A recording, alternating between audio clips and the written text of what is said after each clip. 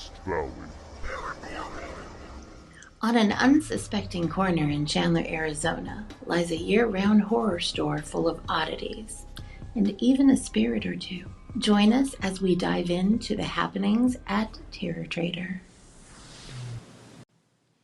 Hello, everybody. Welcome to the Paranormal Pool. My name is Heather. My name is Michelle. And we are East Valley Paranormal coming at you today, talking to you about a little shop in Chandler, Arizona called Terror Trader. Oh my gosh, if you guys like horror movies, that is just one of the draws about Terror Trader.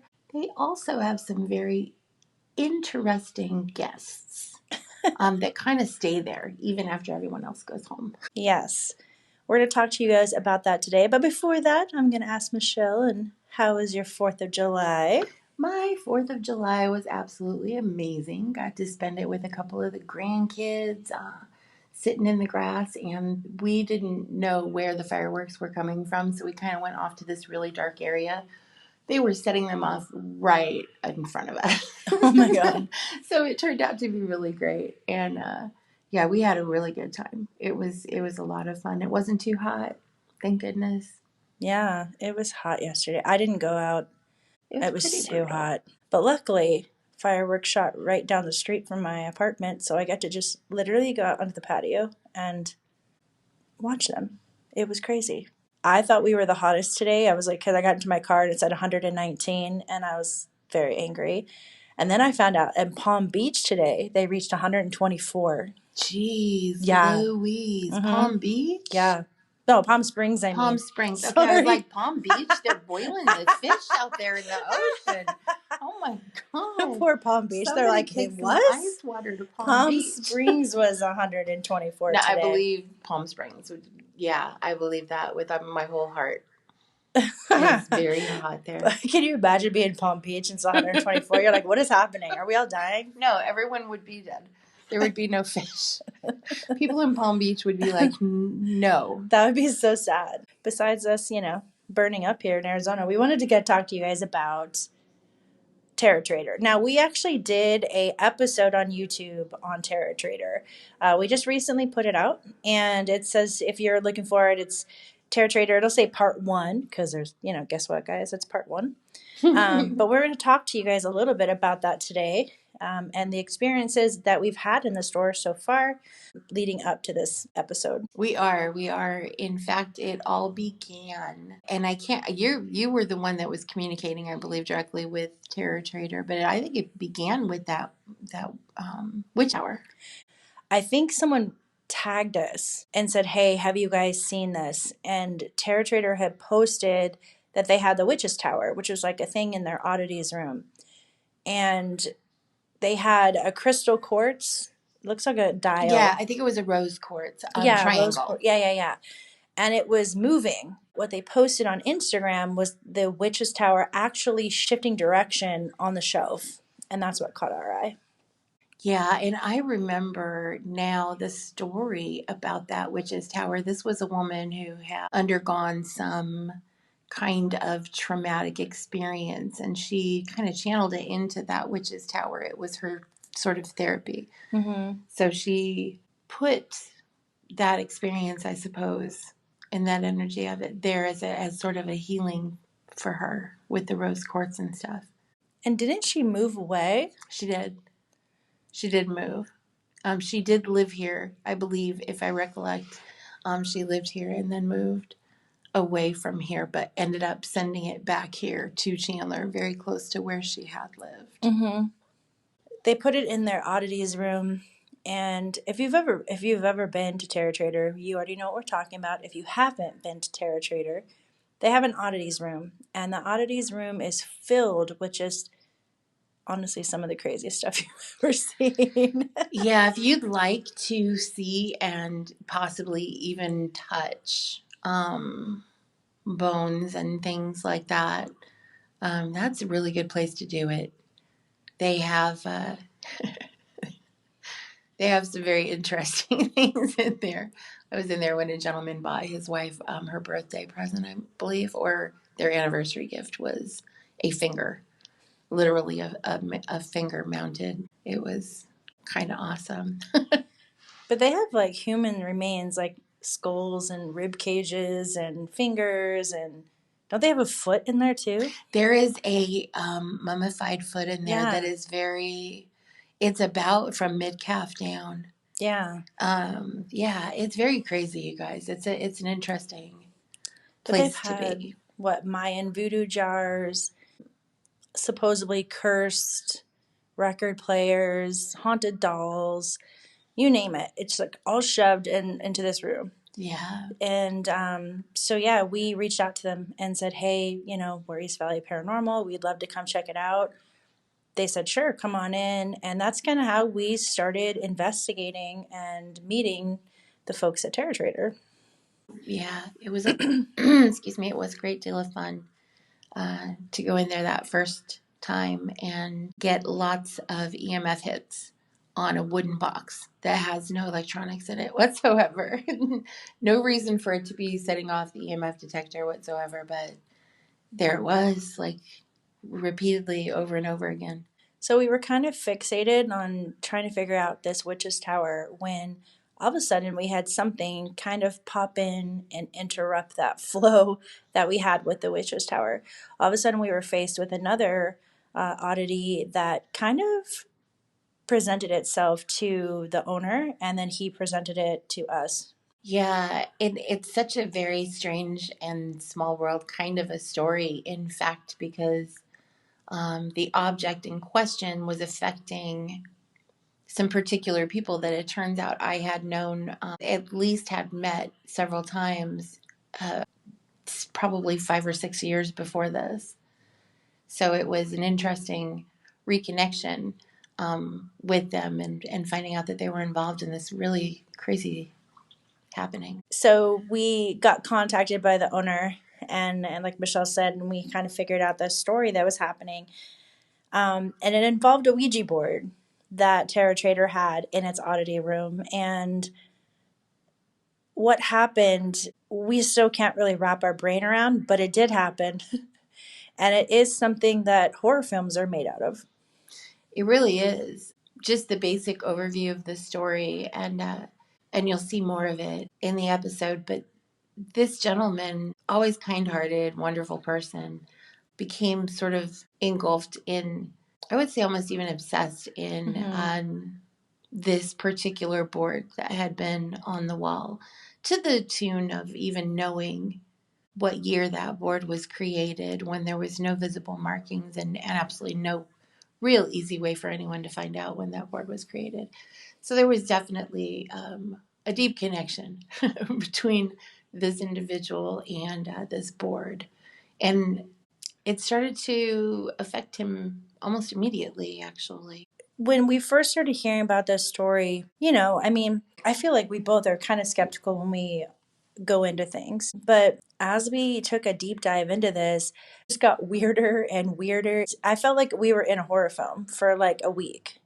Yeah, we definitely, it did take about a week for it to all like die down and all Yeah. the dust to die down, because there was just an ongoing battle that, I mean, I personally felt an ongoing battle the whole entire time we were working with this situation. I don't know, it felt like a fight.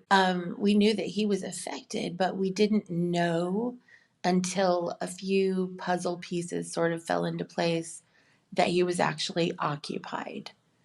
And I don't even want to use the word possessed, but whatever it Yeah. was sort of coexisting inside of him. And it was something that, as an intuitive, I could see, but I feel like we could physically see the changes in him from literally left to right. It was just very, very horror movie like, because not knowing what we were dealing with to begin with, and then when we decided to call it back and make it get back inside of the object that it belonged in, it just all hell broke loose in that space. So that's when we really knew, like we Yeah. really, really knew that we were dealing with something. We talked to the owner of Terra Trader, Jason, and said, hey, we would love to come in and check out the board. What came out of that situation, you guys, was wild. I still watch that part on the episode when we watched it again. That was such a It was crazy such a moment. grave moment. Yeah. It was such a heavy moment because there was absolutely no doubt in my mind at that point, him not knowing anything about that board, but all of a sudden knowing the exact year of its manufacture. Yeah. That's wild. That's wild to me. I don't know. We were pretty shocked. We were like, okay, we're going to try to do some EVP work and let's just try to see if there's anything there we can talk to. Not really knowing like if we'd get anything or have any reaction at all, right? Because at the time, we didn't know what we were dealing with. Yeah, we really didn't. We didn't. We were getting some hints. There were some like hints being dropped by our apps and things like that, but we weren't really, we did not realize that whatever it was, I don't want to say bigger than we thought or more powerful than we thought, but he was definitely more pissed. He was pretty damn strong. It was pretty Yeah, damn strong. he was.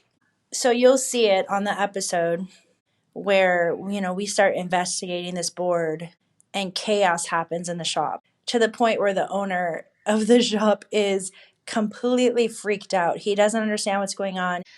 I felt so bad for him. He was so freaked out. Without divulging like everything that happened in the episode, we have massive electronics interference.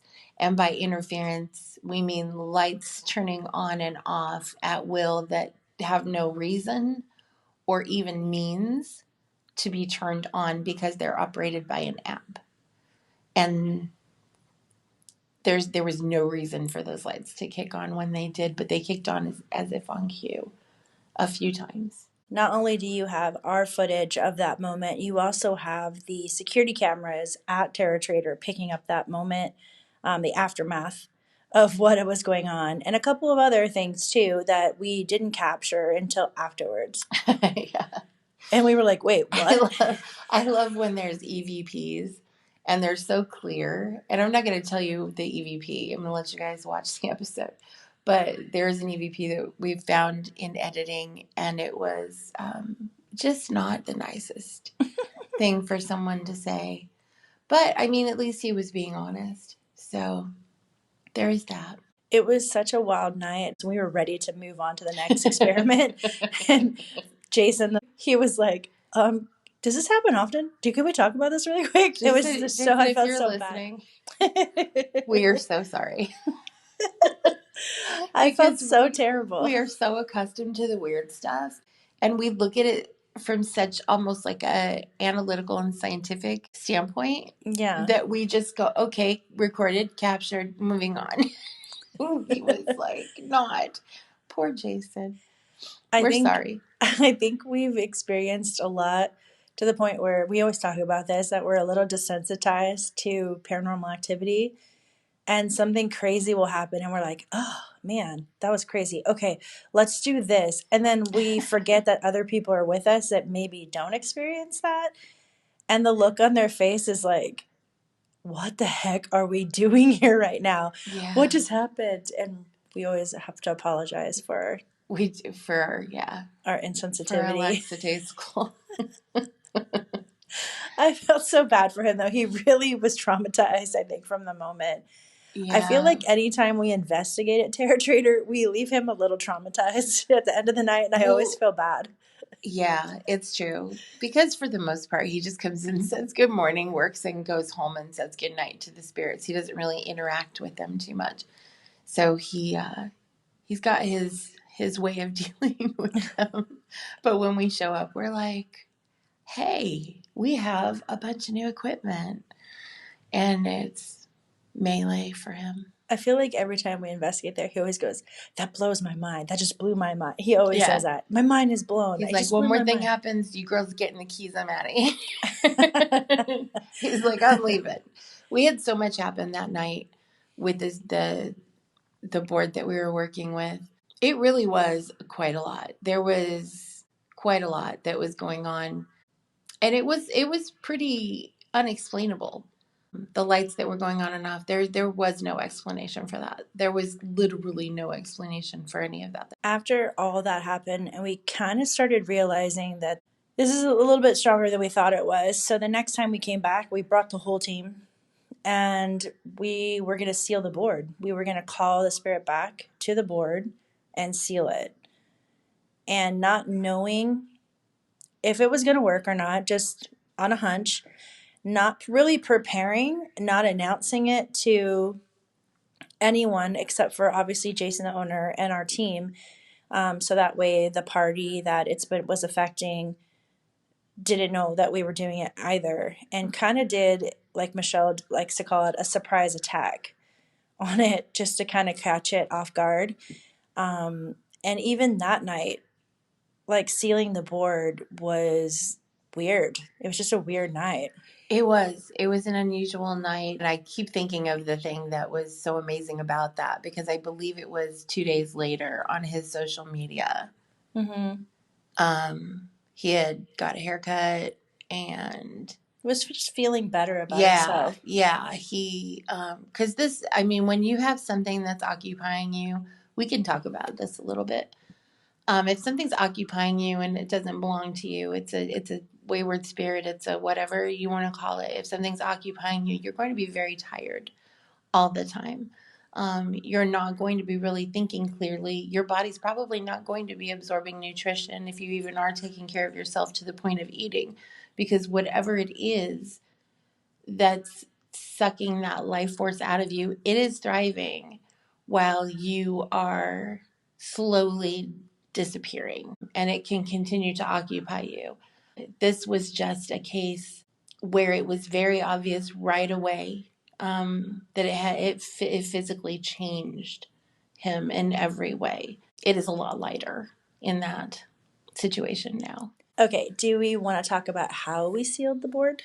We can definitely talk about how we sealed the board. We put together sort of a mixture of different essential oils, the main body of it being sage oil, for obvious reasons, and then several others.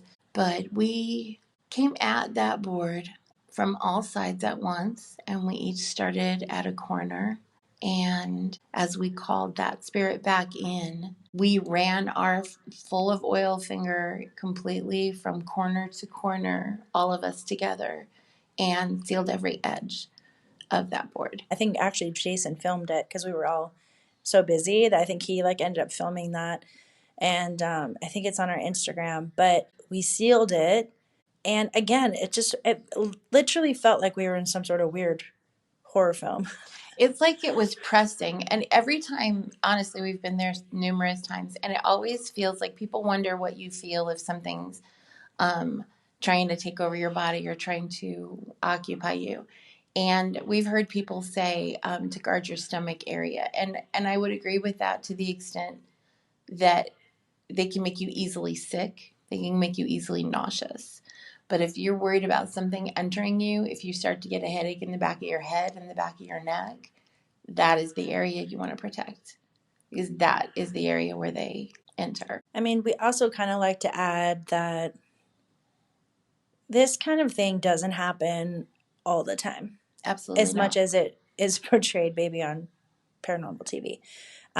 But I think a lot of people think this kind of thing happens so much. Like it is, no matter what, you go out to a haunted place and somebody tries to attach to you, and that's normally not the case. However, in about 7 years, I think we've encountered that 2, maybe 3 times of it trying to attach to someone, and that's very little compared to how many things we've done and how many times we've investigated and people we've talked to and stuff like that.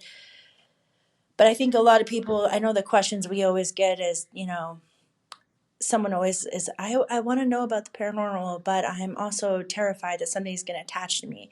I want to take ghost tours. What if something attaches to me? I want to go into a haunted building and experience it, but I don't want anything taking me over. Like, I think people have a really big fear of that. And I'm not going to say that it can never happen, especially with some of the evidence that's been brought to us, but it just doesn't happen as much as I think people think it does. It's not common. Yeah. And like Michelle says, like just said about protecting yourself, if you kind of really have an intention of being kind of strong-minded and going in, and when you start to feel sick, get out. If you start to have a headache or something feels weird, just ground yourself, whether that be going outside, taking your shoes off and walking around the grass, or going and getting a sip of coffee and putting Yeah, in or a some glass of headphones. water too. Yeah. Even just remove yourself. I watch a lot of the people we really love to watch, like Yeah. Project Fear, and I watch them. Like Dakota will get in and he'll feel so bad and he stays there. I'm like, bro, you got to get up and get out of there. Yeah. But it's like all for the investigation and we get it. But like in those moments, you can see exactly what's happening to them. You can see their battery being drained. You can see that the paranormal activity is feeding off of them. We were definitely blown away by our experience there at Terra Trader. Obviously, we've been back numerous times and actually focusing on other things, even, which we have more episodes coming up on Terra Trader. We have a lot of different episodes coming up because we go there so much. It is a fantastic store. And if you love horror and you love spooky things, definitely go check it out. FYI, that Ouija board that we sealed is still in Terra Trader and on display today. Yep, it sure is. It sure is. And you'll see it if you watch the episode and you go in there, you'll see it. I just wouldn't hang out too much in front of it, checking it out, maybe. Might want to be cautious doing that. Yeah. So if you do see it and you're like, I know exactly what board that is, please don't challenge it. The board. Don't challenge the board or anything Do not weird. challenge the board. Just, give it a little tip of the hat and just walk away. Mm-hmm. For everyone's safety. No, I'm just kidding. Well, I mean, honestly, yeah, really, that's not even a joke. For everyone's safety, please don't poke that board. Please don't. But do check out Terra Trader. I honestly have so many things in my apartment that are from there. I'm a ghost painting collector. I like paintings of ghosts, sheet ghosts especially. And yeah, I've got quite a lovely collection, and a lot of those came from right there at Terra Trader. It's a great shop. It's really cool. He does have a lot of different spirits in there. It's not just one. I mean, there's been full body apparitions in there, poltergeist activity. We get EVPs. It sets off light experiments. The place, it's not a joke. It's then when people are like, oh, it's just a gimmick. It's a horror store. So, of course, they're going to say it's haunted. No, that shit is haunted, guys. Yeah, our a friend was there and did a complete episode on one of the spirits there, who's the man in the brown coat. Yeah. So, and we haven't even encountered him yet. No, we haven't. We haven't. I would like to. I mean, he might have been in that back room because there were 2 different times in the back room where I got the poop scared right out of me. And the second time was just this last visit, and the curtain opened up. The curtain always stays closed, but it was open probably about 8 inches, and I heard something coming from back there, which was very creepy. And that's the room where the initial encounter, where we had a light switch turning on and off by itself that was caught on security camera. Yeah, so definitely check it out. If you go there, tell them that East Valley Paranormal sent you. Mm-hmm. And obviously, if you're a regular there, hello. Hi. We know you, and we love you. We love all of you. All right, guys, I think that wraps it up for today. If you want to check out that episode of Terra Trader and more, go to our YouTube channel, which is East Valley Paranormal, or EVP Investigates is also a way to find us on there. And if you watch the video, tell us what you think. Or if you hear EVPs that maybe we didn't capture, or even if there's something that you are like, man, that would have been really cool if you guys did this, or I would have loved to see this, just let us know. Let us know your thoughts. We're open to any kind of feedback.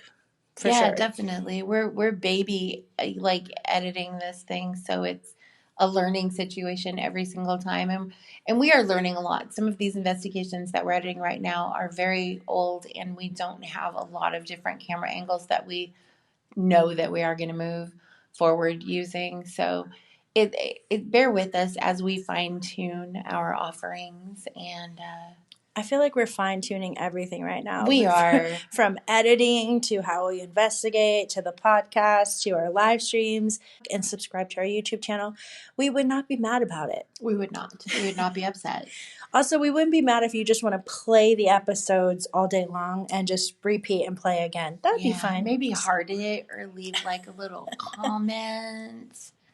You know, give her a Share little it, love. all the YouTubey things. We are working on growth, and that is what we're doing. So we appreciate you being here with us at our very first baby goals. Yeah. Shout out to you guys. Shout out to Terror Trader. Shout out to Terror Thank you, Trader, Jason. Jason Schwar. Thank you so much for having trust in us and inviting us into your lovely and amazing space and trusting us in telling some of those stories. Yes. All right, guys. You have a great one, and we will see you soon. Creep it real, everybody.